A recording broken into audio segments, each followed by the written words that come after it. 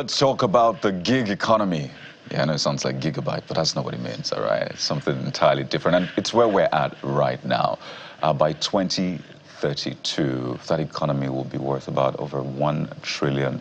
And I must say that Nigeria is in prime position to play big in the gig economy. And Africa's leading ecosystem enabler, Co-Creation Hub, is doing some great work in that sector. So we thought today, let's bring you some profitable conversation. You could thank us later. We're joined on the program this morning by CC Hub's Managing Director, Ojoma Ochai. She's right here with us in our studio. Good morning, Ojoma. Good morning. It's good to have you on the show.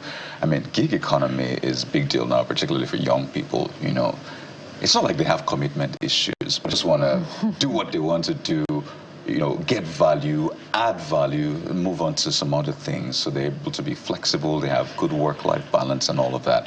And CC Hub is trying to help people pivot into that sector with infrastructure as well. Because what people have challenges with is you need that laptop on the one hand, you need that internet, that guzzler, and then you need power. That has been the challenge for a lot of people. But you're trying to do something different to enable people participate in the gig economy. Tell us about Gateway. Absolutely. So the Gateway program is trying to put 340,000 young people into gig work by 2030. And it's based on the stats that you've already started to quote, this idea that the gig economy will be worth almost 2 trillion actually by 2032, 1.85 trillion. But also there's a shortage of gig workers to the tune of about 85 million across the world. And also the opportunity for gig work is that you can do gig work from wherever you are, as long as you have the things that you mentioned, power, internet, and a couple other things which we're trying to fix through the Gateway program. So the Gateway program is looking at demand for the gig work talent on one hand, and then the plentiful supply of human beings and young people that we have in Nigeria, and saying, how can we build a bridge between this demand that we know exists and the supply that we have by way of young people? And so that's what Gateway is really trying to do. And it covers all of the aspects that you've talked about, because at CC Hub, we like to take an ecosystem approach. And what that just means is that there's hardly any problem that is caused by one factor.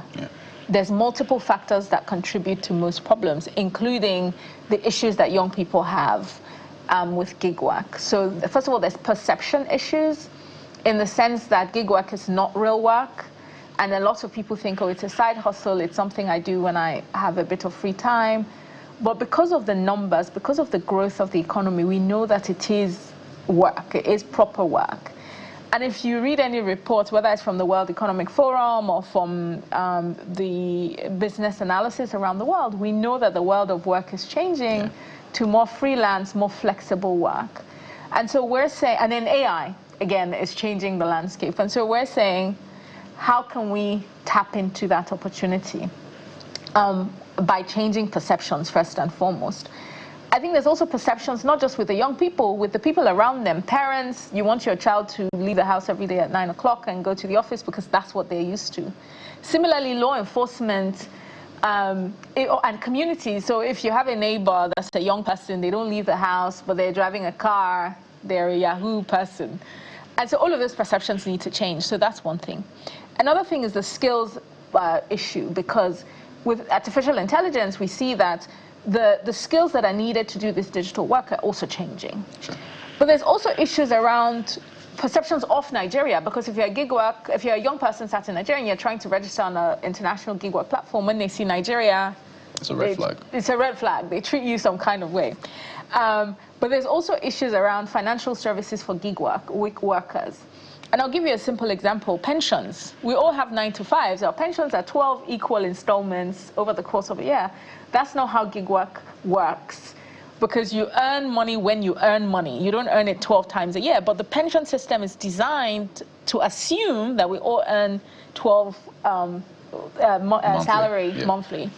And so the financial services are not designed. Similarly, when you're testing somebody's credit worthiness, often if you have a monthly salary, you're rated more highly or scored highly than somebody who has a less predictable pattern, even if you earn exactly the same amount of money.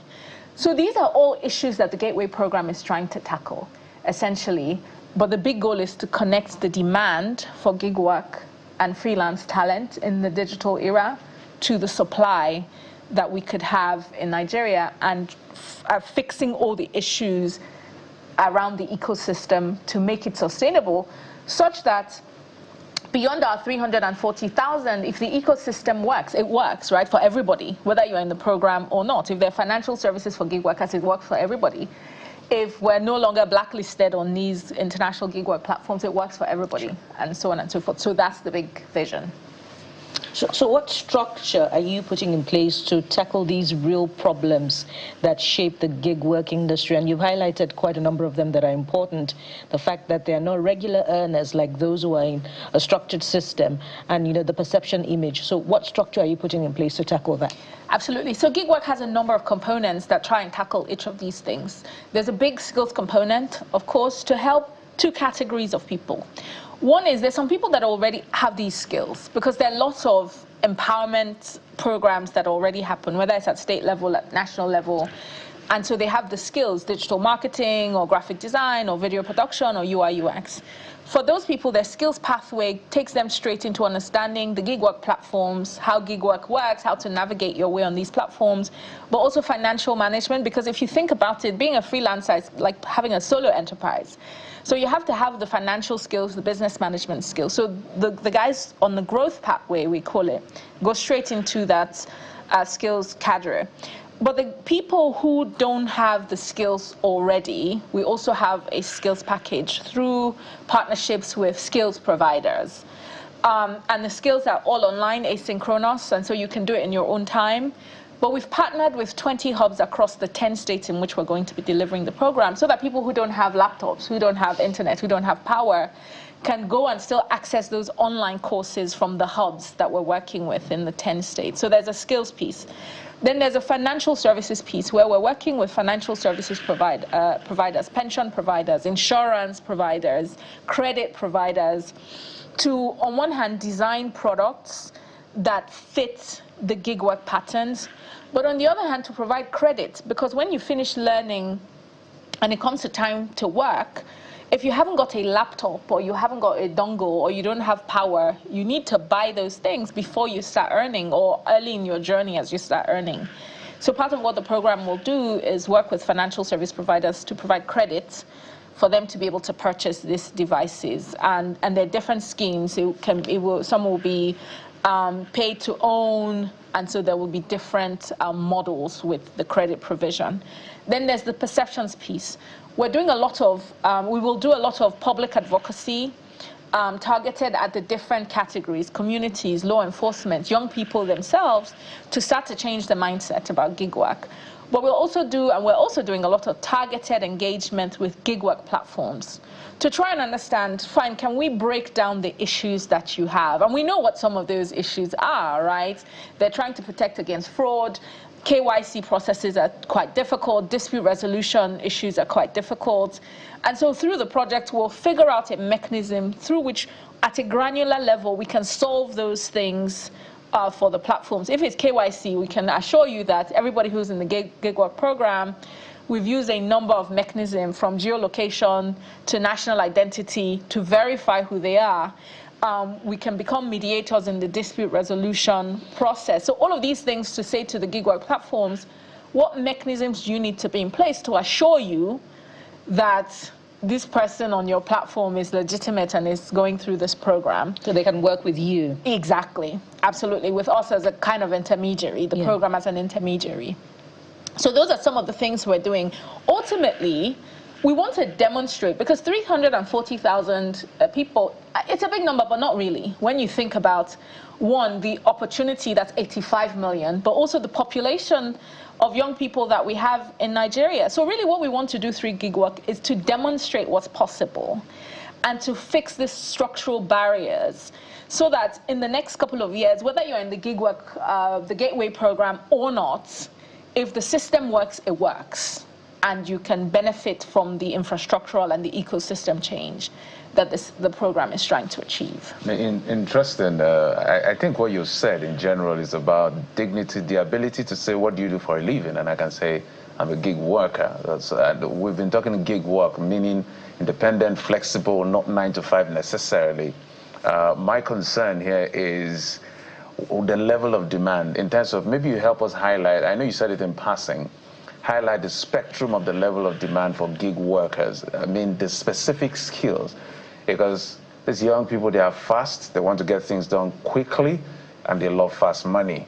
And if that fast money is legitimate, they want to go for that. So those who trade would like to trade gold than even currency pairs, if you know what I mean. So this looks like it aligns with the 3MTT program of the Ministry of is it Communication now and Digital Communication and Digital Economy. So maybe help us understand what are the ones in high demand, the skills. Absolutely. So when you dimension that 85 million gap, the 4 skills that we're focusing on in Gateway are among the top 10 in demand jobs, according to the World Economic Forum. One is digital marketing, one is graphic design, one is video production, and one is UI UX design. We've done a forecast, a 10-year forecast, because of AI, to look at how will AI affect these sectors. And the forecast that we've done, we wrote a mathematical model and did some machine learning analysis because we're CC Hub and that's what we do. And what we find is that the growth trajectory for 3 or 4 of these jobs over the 10 years will continue to rise. UI UX will start to plateau based on our mathematical model by 2028. It will start to plateau. And so what we're going to do as part of the program is to make sure that people learn the skills, like digital marketing and so on, but they also develop the skills to learn new skills. Because we all need that skill today, because whether we like it or not, AI is changing our jobs. And so there's no guarantee, really. We don't know what the jobs will be in 2030. We don't know what the jobs will be in 2029. So we all need to develop the skill of learning how to learn new skills. And that's what part of what Gateway will help people do. So that even as the skills landscape, absolutely, even as the skills landscape changes, they adapt. And we don't train people in digital marketing, and by 2029, it's shifting, and they say, oh, sorry, Gateway, train us again. They have the skills to learn independently. And so that's the way that we're tackling that. But the top skills are digital marketing, graphic design, UI, UX, and video production. I see media has 50%, no, 75% of this, which gives me joy. Digital marketing, graphic design, you put UI, UX design just to give video production. You know? But it speaks to where we're at right now. A natural question that should follow is, how do I sign up? And by I mean I as in I as in, and I as in other people watching you out there. Because I think the opportunities are big. Young people can talk about how sometimes the odds seem to be against them, but they sometimes don't see the fact that the odds are actually for them when it comes to the gig economy. So how do we now sign up for this? So people can sign up on our website. Everything is online to sign up on gateway.cchub.africa. So Gateway is Gateway. Thank you for spelling that out. cchub.africa. And one thing I must mention is that all of the training on the program is free. But beyond that, we actually pay for a number of things for people who are eligible. Transport stipends for people who have to go to hubs. Access to the hubs that they go to is also free. But we're also focused on women and young women, because at the moment, only 17% of people in the tech sector are women. And so we're trying to close the gap in female participation in the tech industry. But we know that young women, part of the reason why they don't take advantage of these programs is because they have children and they have household responsibilities. So the program also pays for childcare. And so young women who are eligible will get stipends to pay for their childcare. And all of this, the whole program is only possible because of the support of the MasterCard Foundation, who are our partner on the program. So it's not only free, some people who are eligible will also get financial support to enable them participate. Just to I hope reiterate. there's no, sorry, Kylie, I hope there's no age discrimination, because all these gig adverts and AI work discriminate against those of us who are over 40. You need to say No age. comments. Last I checked, you were 21 now. Yeah, exactly. Unfortunately, well, it is targeted. In the first instance, we're targeting 18 people, young people that are 18 to 35 in the first instance. Oh, and the there you go. reason for that is, if you look at the employment statistics, young people are inordinately affected when it comes to young unemployment or underemployment in Nigeria. So the way that we're trying to close the gender gap is also the way that we're trying to close the youth unemployment gap. And so that's why we have that age limit.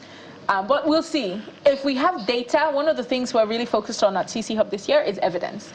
If we have data that says there is a big proportion of people over the age limit who want to participate, I'm sure it's something that we can consider. So that's the website right there for everyone to see, gateway.cchub.africa.